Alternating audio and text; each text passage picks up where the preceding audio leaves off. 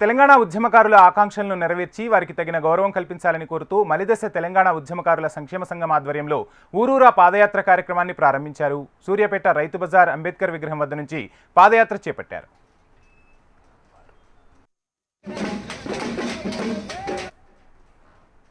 6 దశాబ్దాల పాటు ఎంతో మంది ఉద్యమకారులు పోరాడి సాధించుకున్న తెలంగాణ ప్రత్యేక రాష్ట్రంలో తెలంగాణ ఉద్యమకారుల ఆకాంక్షలు నెరవేర్చడంలో ప్రభుత్వాలు పూర్తిగా విఫలమయ్యాయని మలిదశ తెలంగాణ ఉద్యమకారుల సంక్షేమ సంఘ వ్యవస్థాపకులు అంజిరెడ్డి, మలిదశ తెలంగాణ ఉద్యమకారులు కుంట్ల ధర్మార్జునులు అన్నారు.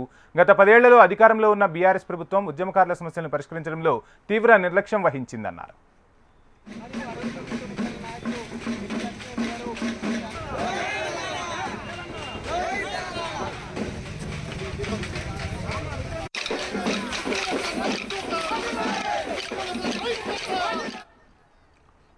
తెలంగాణ ప్రత్యేక రాష్ట్ర సాధనలో ఉద్యమించిన ఉద్యమకారులను విస్మరించిన ఏ ప్రభుత్వానికైనా గుణపాఠం తప్పదన్నారు. తెలంగాణ మలిదశ ఉద్యమకారులు 241 కిలోమీటర్లు పాదయాత్రగా ఊరూరా సాగుతూ ప్రజాప్రతినిధులకు వినతులు సమర్పిస్తూ ఆఖరుగా భద్రాచలం చేరుకుని ఉద్యమకారులను గుర్తించే సద్బుద్ధిని ప్రభుత్వానికి కల్పించాలని ఆ శ్రీరామచంద్రుడికి వినతి పత్రం సమర్పించడం జరుగుతోందన్నారు.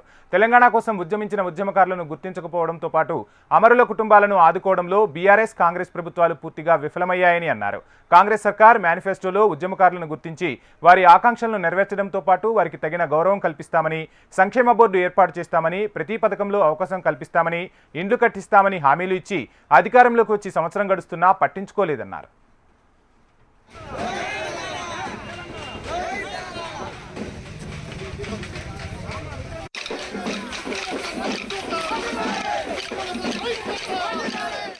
ఇక కాంగ్రెస్ సర్కార్ ఉద్యమకారులకు ఇచ్చిన మాట ప్రకారం ఉద్యమకారులను గుర్తించి తగిన గౌరవం కల్పించడంతో పాటు 250 గజాల ఇంటి స్థలాన్ని కేటాయించి ఇల్లు నిర్మించి ఇవ్వాలని, సముచిత రీతిలో పింఛన్లు అందజేయాలని డిమాండ్ చేశారు.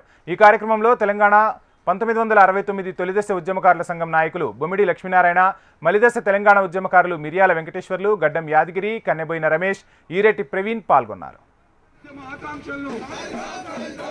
తెలంగాణ ఉద్యమకారుల సంక్షేమ బోర్డును హామీలను వెంటనే తెలంగాణ ఉద్యమ ఆకాంక్షలను అమరవీరుల ఆకాంక్షలను